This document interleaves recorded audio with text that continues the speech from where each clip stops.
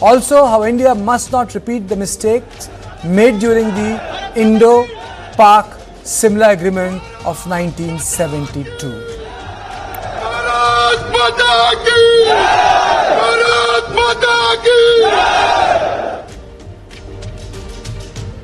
In on point 2, we look at how India's indigenous air defense system Akashsteer gave Pakistan hell and didn't let it enter Indian airspace.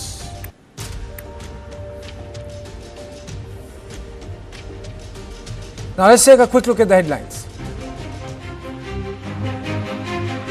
Defense Minister Rajnath Singh asked IMF to reconsider funding to Pakistan, says funding Pakistan is like funding terror.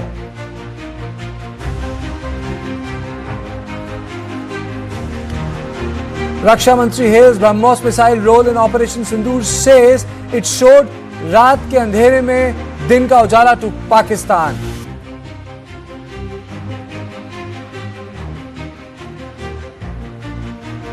Indus Water Treaty pact on hold, government plans monthly flushing of Salal and Baglia dams.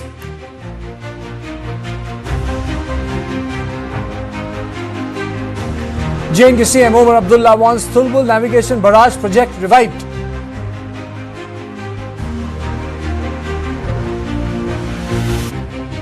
Fresh headache for Congress High Command, Centre seeks Shashi Tharoor's inclusion in global panel against Pakistan.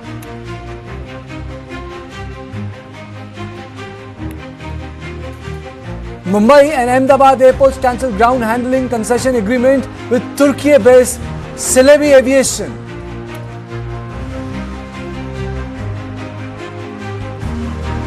Bombay High Court sets up special bench to hear pleas against Maratha reservation.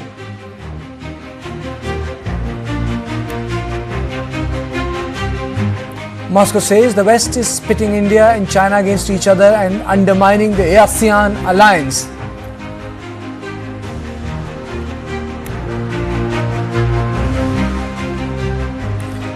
Russia-Ukraine peace talks begin. Delegates meet in Istanbul in the first direct talks in over 3 years.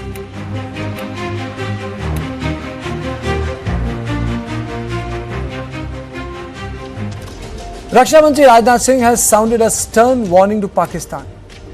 Addressing air warriors at the Bhuj Air Force Station in Gujarat, Rajnath said, Operation Sindoor was not over yet. He said Pakistan was on probation and India was keeping a close watch on its actions. Talking about Operation Sindoor, Raksha Mantri said, Sindoor was a symbol of valor, not of vanity. आपके पराक्रम ने यह दिखा दिया है कि यह वो सिंदूर है, यह वो सिंदूर है जो श्रृंगार का नहीं बल्कि शौर्य का प्रतीक है। यह वह सिंदूर है जो सौंदर्य का नहीं बल्कि संकल्प का प्रतीक है। यह सिंदूर खतरे की वह लाल लकीर है, यह सिंदूर खतरे की वह लाल लकीर है जो भारत ने अब आतंकवाद के माथे पर खींच दी है। Defense Minister visited Bhuj Air Force Station in Gujarat a day after he visited the Badami Bagh cantonment in Srinagar. The Bhuj Air Base was one of the installations targeted by the Pakistan military. Rajnath Singh lauded the Indian Air Force for striking Pakistan deep and hard. He said India's fighter planes could strike every corner of Pakistan without crossing the border. Bharat के fighter plane बिना सरहद पार किए ही यहीं से उनके हर कोने तक सीधा प्रहार करने में पूरी तरह से सक्षम है। हम हमारे आराध्य श्री राम के उस मार्ग का अनुसरण करते हुए आगे बढ़ रहे हैं जिसमें वह आसुरी शक्तियों के विनाश का प्रण लेते हैं। निश्चरहीन करौ मही भुज उठाई पण कीन, अर्थात जिस प्रकार भगवान राम ने अपनी भुजाओं को उठाकर धरती को राक्षस विहीन करने का प्रण लिया था, ठीक उसी प्रकार श्री राम के आदर्शों का पालन करते हुए हमने भी आतंकवाद को जड़ से समाप्त करने का संकल्प लिया है। हम भगवान राम के उस सिद्धांत का पालन करते हैं, सठ संग विनय कुटिल संग प्रीति, सहज कृपण संग सुंदर नीति, अर्थात दुष्ट के साथ विनम्रता, कुटिल के साथ सदाशयता और कंजूस के साथ उदारता का आचरण कभी भी नहीं करना चाहिए। मैं आप लोगों को भी बता रहा हूं। And very importantly, the defense minister called out the IMF for funding a terrorist state. Hitting out at the IMF, Rajnath said Islamabad was trying to rebuild the dismantled terrorist network destroyed by India during Operation Sindoor. He said that the Pakistan government will use taxpayers' money to pay 14 crore to UN designated terrorist Masood Azhar. वहां की सरकार पाकिस्तानी आम नागरिकों से लिया गया tax जैसे मोहम्मद जैसे आतंकवादी संगठन के आका मसूद अजहर को करीब 14 करोड़ रुपए देने में खर्च करेगी, जबकि वह यूनाइटेड नेशंस डेजिग्नेटेड टेररिस्ट घोषित हो चुका है। इतना ही नहीं, लश्कर-ए-तोयबा और जैश-ए मोहम्मद के मुरूद के और बहावलपुर स्थित टेरर इंफ्रास्ट्रक्चर को फिर से खड़ा करने के लिए पाकिस्तान सरकार ने आर्थिक सहायता देने की घोषणा की है। लेकिन निश्चित रूप से इंटरनेशनल मॉनेटरी फंड से आने वाले $1 बिलियन के बड़े हिस्से को टेरर इंफ्रास्ट्रक्चर को फंड करने में इस्तेमाल होगा, ऐसा मेरा मानना है। क्या यह इंटरनेशनल मॉनेटरी फंड IMF द्वारा, जो कि एक इंटरनेशनल ऑर्गेनाइजेशन है, उसके द्वारा इनडायरेक्ट फंडिंग इसे नहीं माना जाएगा? मैं दुनिया के लोगों के सामने यह सवाल रखना चाहता हूं। इसलिए मैं मानता हूं कि आज के समय में पाकिस्तान को किसी भी तरह की आर्थिक सहायता टेरर फंडिंग से कम नहीं है। भारत यही चाहेगा कि IMF पाकिस्तान को अपनी $1 बिलियन की असिस्टेंस पर वह पुनर्विचार करे और आगे भी किसी भी तरह की सहायता देने से IMF परहेज करे। And on this issue, I'm joined by Ambassador Veena Sikri, former Indian diplomat, Ambassador Sanjay Bhattacharya, former Secretary MEA, Indian diplomat, Lieutenant General Arun Sani, former GOC, Commanding in Chief, Indian Army and President, Information Security Council of India. Let me straight away go to Ambassador Veena Sikri. Madam, can funding be stopped? The IMF funding, the tranche, India already conveyed during the discussions were on their serious concern about it, and then we abstained in the voting. Well, in the IMF, there is no provision for negative voting, and abstaining is a very strong expression of India's discontent with this step. So I think in follow-up of this, we have to take it up with the other members who are represented in the IMF, because the IMF has, this collective form of representation where one country represents 2 or 3 others within the same region. So I think we have to take it up with those individual countries and make sure that this message goes back, take it up directly with the IMF also, but we will need the support of the other countries. So I think this decision by the government to send the members of parliament, groups of members of parliament from different political parties to many different world capitals, this is a very important decision, and this should definitely be on their agenda, on their talking points, on their agenda to convey to the governments of the countries they're going to meet when they travel across the world. And I think this is absolutely vital, because it is really been exposed that UN proscribed organizations like Lashkar-e-Taiba and Jaish-e-Mohammed, they are living in open sight in Pakistan. Of course, we have bombed their headquarters and they will be rebuilt again. But the IMF tranche of help is going to be used to pay to these people. Already the government of Pakistan has announced 14 crores to be given to Masood Azhar, who lost 14 people also in the attack by India on the Jaish-e-Mohammed headquarters. So I think, the blatancy with which Pakistan is continuing its assistance to banned UN organizations, this has to be brought out to the world, and the outcome of the visits by the MPs should be on these areas. I mean, is the world willing to look at these things seriously, or are they going to be hypocritical about terrorism and about the UN's own decisions on banning these terrorist groups? I think this is a very, very important part of the talking points for these delegations, and we hope they come back successful. Okay, Ambassador Bhattacharya, your opening comment, do we have a play there? And does Pakistan has any relevance globally? It used to be a client state for America. It has become a client state for China. Does it have any play for it to benefit with such lavish funding in future, sir? Well, we've seen that Pakistan has been a habitual goer to the IMF and for funding because its finances are often in distress.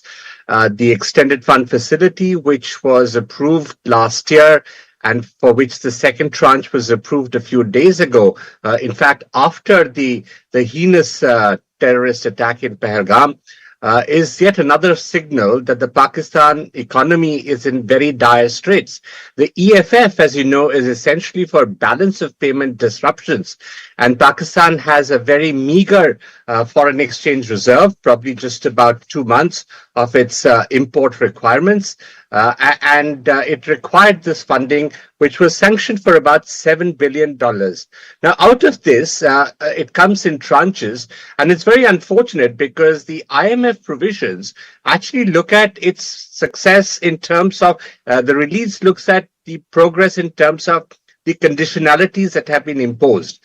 And the conditionalities that were imposed on this particular instance were all economic in nature. And therefore, this is perhaps a lacunae in the Bretton Woods institutions, which are led by the Western countries. They have the large dominating share in the votes over there, which determines where these funds go. That we have not been able to bring in other considerations. And although our executive director made a very strong plea on that account, he had to eventually abstain on that particular account. And so the contention that is often made is that instead of the IMF, you go to the FATF and discuss these terror-related issues is perhaps somewhat of a specious argument because Pakistan has been in the FATF grey list a few times. It has then graduated because it has complied with certain conditions, but not with certain others. But on the financial front, we've seen one point that I want to make is that, both IMF and World Bank extend funding based on the debt capacity of a certain country.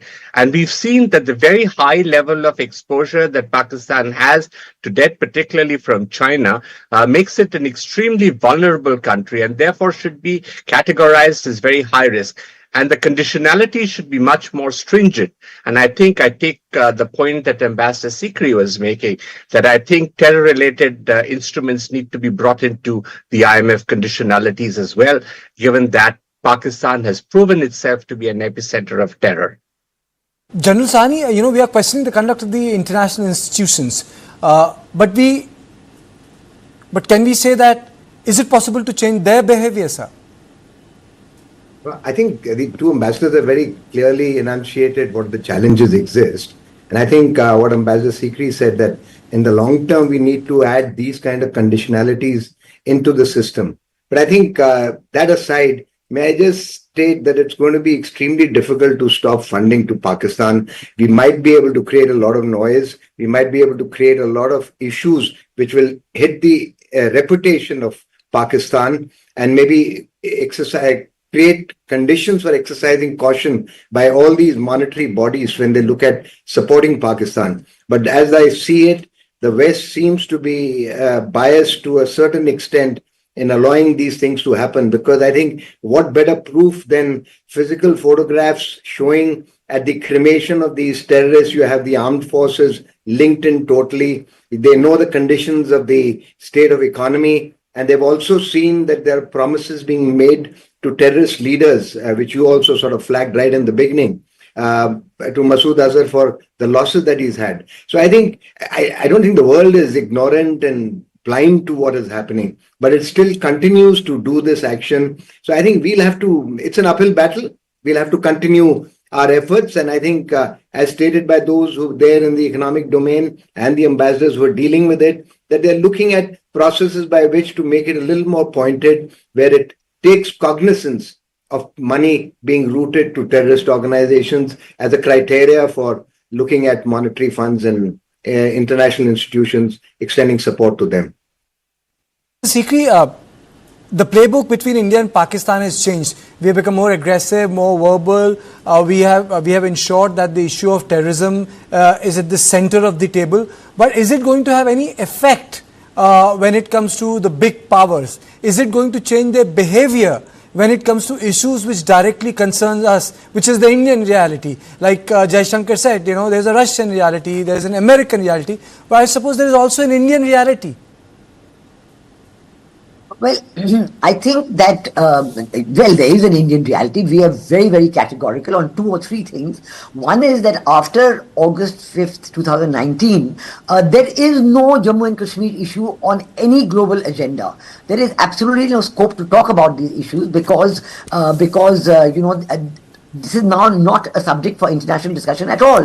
If we have to talk to Pakistan bilaterally, it is only about how to get back Pakistan occupied Jammu and Kashmir, nothing else. So I think these aspects have to be explained clearly to the global community, because, you know, if you see the international press and what they're writing about what has happened, they are saying, you know, giving it as a big tick for Pakistan that they have once again internationalized the Jammu and Kashmir issue. Now this has to be called out, and it has to be told to the world community that there is no question of discussing Jammu and Kashmir, or our constitution is supreme. The temporary article was there. It has now been removed. There is absolutely no scope. Whatever was there before 2019, it doesn't exist anymore. And we can only talk now about getting back. So this is one reality of the issue. The second is about Pakistan's continued support to terrorist groups, even those prescribed by the UN. This is not something, you know, this is something we have to plug at all the time. I must tell you that, you know, in the last many years, ever since the Shimla agreement was signed, and as you know, I have many views on that, but ever since that agreement was signed, India was observing very carefully that we are going to only talk about Biden. We never raised it in any global forum. But Pakistan never observed any such nice deal, never observed the Shimla agreement in anything except its breach. And they would go on and on at every multilateral, at every bilateral, and talk about it at great length, their diplomats, but we would never respond. It is only now in the last 10 years that we are getting more and more quick, you know, and quick on the draw, sharper in our responses, and being very categorical about it. But it's time that we raise it at the political level, at the highest level, and tell the world that, look, please insist that there is no discussion on Jammu and Kashmir possible anymore. Do we discuss Maharashtra with anybody? Do we discuss Bihar? Do we discuss Rajasthan? So why are we discussing Jammu and Kashmir? It's the same status now for them. So this message has to be conveyed, and this message, Pakistan has to be disabused of the fact that they can still go around talking about Jammu and Kashmir and hope to get a sympathetic hearing. Ambassador Bhattacharya, this video is more powerful than a 1,000-word book. You know, it tells you everything. My question to you is: the United States of America, Europe, Madrid, London bombing, the killings in Stockholm, the lone wolf attack in Germany, in Berlin, the attacks in New York, the countless time ISIS have tried to attack pop concerts across Western Europe and America. They are also the victim. But how comes an evidence, I am using the word evidence, like this doesn't cut ice with the Western European nations? I mean, so what doesn't make sense to me is that this is the truth. You have the Pakistani army, the generals and the terrorists all together, and it's still business as usual, sir. You're right, absolutely. And I think, you know, there are different rules that apply to different situations and to different players. I agree that there is a certain international context to terrorism, and I think we have to continue our actions in the United Nations Security Council, in the Sanctions Committee, in the FATF, try and change the Bretton Woods system. But at the end of the day, you know, what we have agreed is that we'll deal with this bilaterally. And I think this terror that's coming to us, while we will make all the international efforts, we'll have to deal with this bilaterally. I think what we've seen between 2016, 2019, and the current one is that we have constantly escalated the kind of response that we've given. It's not that it's an escalatory process, but we have actually struck harder, wider, and deeper on each instance. And I think we are getting closer to the head of the Hydra. And I think as we do that, the message will still not go through, but I think that's the only way we can do it. Terrorism is a scourge. It needs to be wiped out.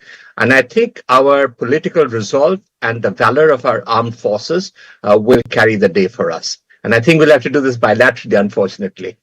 Okay, let me move to the second part of this conversation, and then I'll come to you, General Sani. After being battered by India during Operation Sindoor, Now Pakistan's Prime Minister Shehbaz Sharif is keen on peace talks with India, and the larger issue with him is that he wants to, my understanding is, buy time. India's precise targeting of terror hubs and air force bases inside Pakistan has brought Sharif to the negotiating table. However, India must not make the same mistake again, should not repeat the mistake made by the leadership after the 1972 Simla Agreement. I think we gave a lot, got very little. In 1972, India and Pakistan signed the Simla Agreement that led to the return of 93,000 PAK POWs. India did not extract a suitable price from PAK for return of POWs. India backtracked from its demand for long-term resolution of Kashmir conflict. India came away from Simla with little that a victor ought to have got. India returned over 13,000 kilometers of land it had seized. 53 years later, India is again in a strong position after Operation Sindoor. However, we must remember not to repeat the mistake and not give away what we have gained through Operation Sindoor. General Sahni, how do we consolidate the gains of Operation Sindoor? And then I'll go to Ambassador Sikri, someone who was there when the agreement was signed years ago. General Sahni. Okay, I think the first thing that really happened out here is the voice and functioning in harmony between the political, the military, diplomatic, and the economic fronts. I think the instruments of state power have actually finally functioned in harmony to be able to hit him, not on one front, but all across the spectrum, whether it's the IWT, whether it's the economic, not on one front, but all across the spectrum, whether it's the IWT, whether it's the economic actions that we are taking, whether it is the issues of looking at the people who are illegally within the country, or the fact that we have also shown him that there is an asymmetry where we've been able to actually showcase that we have the capacity, irrespective of what the world gives us or not. But this Make in India defense has actually helped us to gain certain amount of foothold within our own capacities. I think that is the first stage of deterrence that we have gained. I think strategic independence, the word's been talked about, strategic restraint, strategic autonomy, but I think more importantly, I think it's the strategic independence that India has now exercised in taking decisions where it decides when it wants to go in. It does not look for the world, I would say, support to decide whether this action requires a particular line of thinking or not. I think that's the second issue that has come in. And I think the third most important thing is that as it's been now included into your doctrinal, I would say, lexion today, that the India's war doctrine is that any attack that happens when it's a terrorist attack, you would consider it and have the right to be able to hit the perpetrators, not really just at the sharp end where the action happened, but those who have been conceptualizing and utilizing this. How we use it, where we use it, will actually now lead to, I'm sure, Pakistan will test you time and again on this particular issue. And we'll have to decide with great equanimity that which are the places and when do we actually hit across the border, and or take action which is retaliatory to signify that we have taken cognizance of this being perpetuated by the deep state. The fourth thing that I think which you need to remember firstly is that this Islamization of the military or the armed forces of Pakistan that started off with Ziaul Haq have now reached a stage where you've got yourself calling him Mullah Munir. I mean, why is that happening? That means there is a mindset. The ISPR is talking about a jihadi army. I mean, it's a professional army. What is this jihadi army? So what I'm trying to say is that this deep state which controls the India policy as far as Pakistan is concerned is not going to get abated. So as you correctly stated, we need to take actions. We need to know when to sort of escalate the thing. It's like a rheostat, when to increase the pressure, when to reduce the pressure, but be conscious of the fact that in this interim period of, as they say, a no war, no peace, or a no conflict, or no non-kinetic engagement, stand-off engagements, he will be preparing to counter what you have. And what has been seen by China will also come into play again. So I think we'll have to be extremely careful of where we do. I think our chest beating needs to be controlled to the point of looking at it very pragmatically and identifying which are the areas where we had shortfalls, which are the areas which we can further improve so that you're ahead of the technological curve as far as Pakistan is concerned, as and when we have to actually resort to executing the policy that has been now initiated as our war doctrine or a nation's doctrine towards terrorism. I think we have achieved a lot in this interim period. I mean, I'll share some more whenever next you ask me on the Absolutely, show. sir. I'll come back to you, Ambassador Sikri. How can we not make the mistake which we made in 1972 and consolidate on Operation Sindoor? The consolidation has to come. Of course, the message is very clear now to Pakistan. I think what our Prime Minister said was absolutely correct, that there is no ceasefire, there is no Yudh Viram on Operation Sindoor. It is only a pause to see what the Pakistan had to do. We are on constant vigil, and the deterrence of Operation Sindoor is going to remain on the table. That's the very first point. And he said also, our Prime Minister said also, that terror and talks will not go together. So we're not going to talk to Pakistan as long as they continue with their support for terror. And the Indus Waters Treaty is going to remain in abeyance. This is a huge factor, a very big major step that our government has taken, because although this was being discussed for the last 15 years, it's only now that the government has decided to keep it in abeyance, and will insist on continue to doing so. Although Pakistan, without any reference to what has happened, is now already asking, for talks and saying, I'm willing to amend the treaty and so on. But no, the Indus Waters Treaty should remain in abeyance. And thirdly, I come to the point that Ambassador Sanjay raised about, bilateral. We are going to only go bilateral on Jammu and Kashmir. There's no question about talking to anybody else about it. But I think the way in which Pakistan is continuing its effort to internationalize and telling other people to come and talk about it. And you have even President Trump's people misleading him, talking about 1,000 years war, talking about, I've mediated, all that kind of stuff. I think the message quietly in discussions, whether you have a parliamentarian delegation or you have bilateral talks at the highest level, that please do not raise Jammu and Kashmir at all on the global stage, or it should not be in anybody's talking points or briefs at all. But Madam, where did we falter in 1972? You were there. You were the liaison officer for Benazir Bhutto, then a very young Benazir Bhutto. Yeah, absolutely. I was there. In fact, one of the visuals you just showed, I saw that I saw myself in that photograph together with Mrs. Manorma Bhalla, a very senior ambassador who was also there to look after the delegation. Where did we go wrong there, madam? That's where I want to take you. Where did we go wrong there? Well, actually, the Shimla agreement was an agreement that should never have been signed, because it was an agreement that actually was not going to be signed. And at that time, as you've seen these visuals, the late night signing of the agreement, everybody had left. Kaul had left. He was the foreign secretary at the time. He had left Shimla. DP Dhar was already in hospital with a heart attack for the last few days.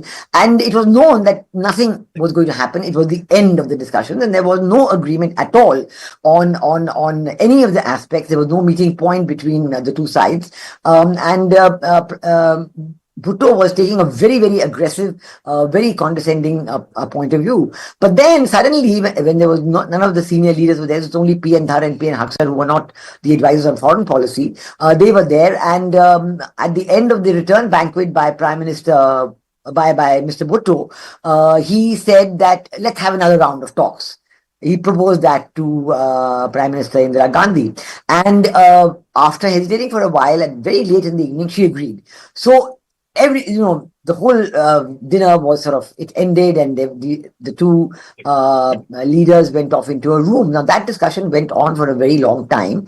And I can tell you that Pakistan got what they wanted out of those discussions. In fact, the Benazir Bhutto told me the next morning that their code word was that if they get what they want, they're going to say, it's a boy, it's a boy.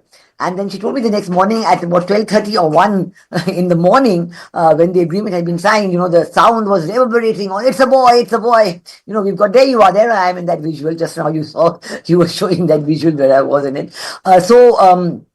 Clearly, they got where they want. We got nothing of what we wanted. Holding on to 93,000 POWs was a complete non-starter as a decision. What are you going to do with 93,000 POWs? Because even if one of them falls ill or doesn't get food, you have complaints to the International Red Cross Commission and all kinds of problems. And holding on to the land, even for a few days or weeks, if Bhutto had gone back and the land was still in Indian hands, I can tell you he would have been finished politically. But we didn't do that. We announced a decision to give back the land, which was which prevented a decision on the Kashmir issue at that time. The idea was to get a finality settlement on the Kashmir issue through the Shimla agreement, but it didn't happen. There was absolutely no, and there was just a reference to the bilateral consideration, but of course, which was not observed by the Pakistanis at all. Bhutto kept on and on within his country, outside, they kept on talking, and we kept quiet all the time. So this whole business of internationalizing the J&K issue happened after 1972. Of course, they tried it even before, but after they did it very successfully because we kept quiet. Okay, but General Sahni, from the military perspective, what did we lose there? What did we lose there?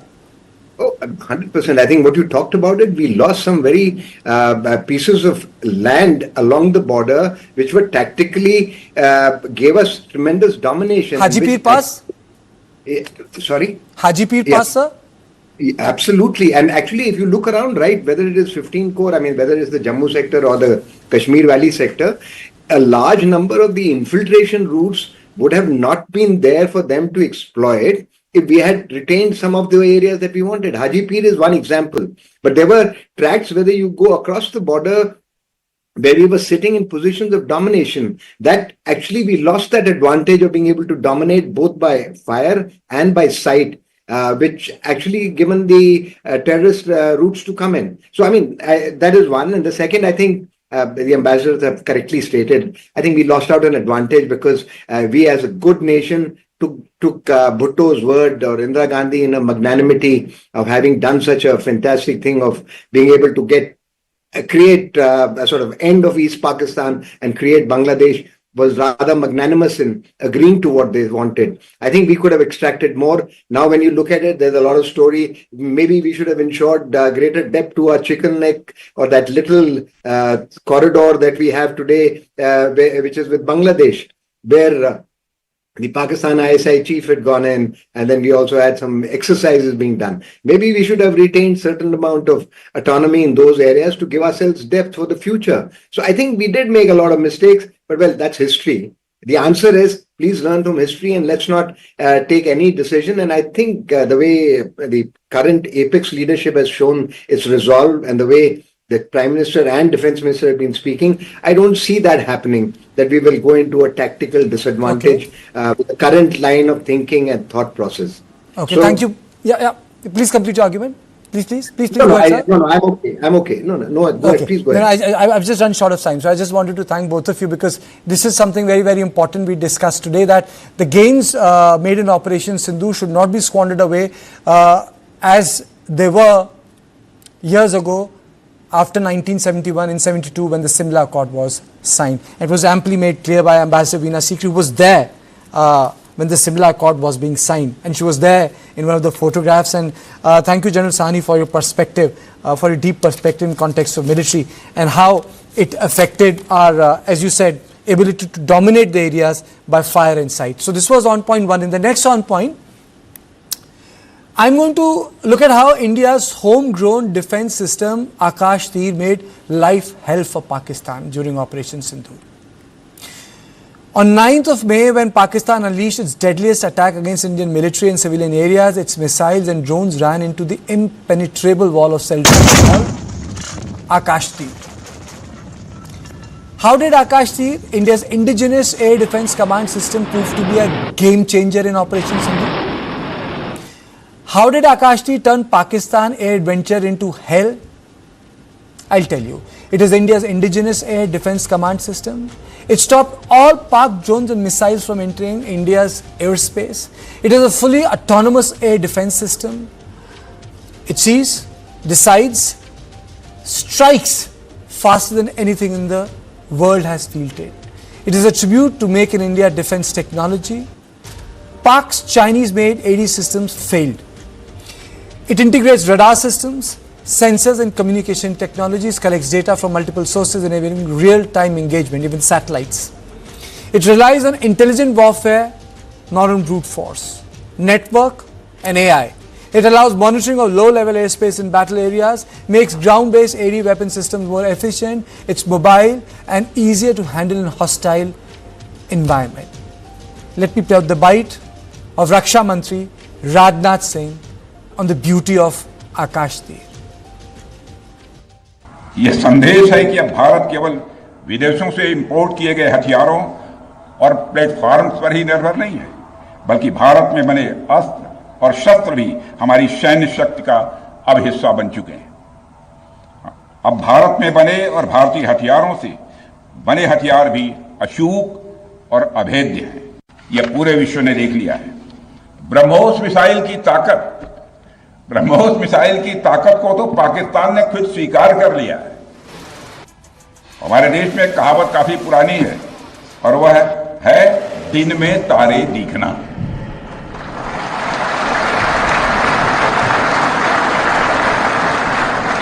मगर भारत में बनी BrahMos missile ने पाकिस्तान को रात के अंधेरे में दिन का उजाला दिखा दिया। रात के अंधेरे में दिन का उजाला दिखा दिया है। भारत के जिस एयर डिफेंस सिस्टम की तारीफ हर तरफ हो रही है, उसमें डीआरडीओ द्वारा बनाए गए आकाश और अन्य राडार सिस्टम की जगह।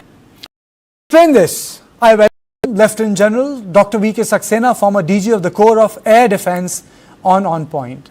Sir, a very warm welcome to you, and let me ask you, there is a lot of buzz around Akashsteer.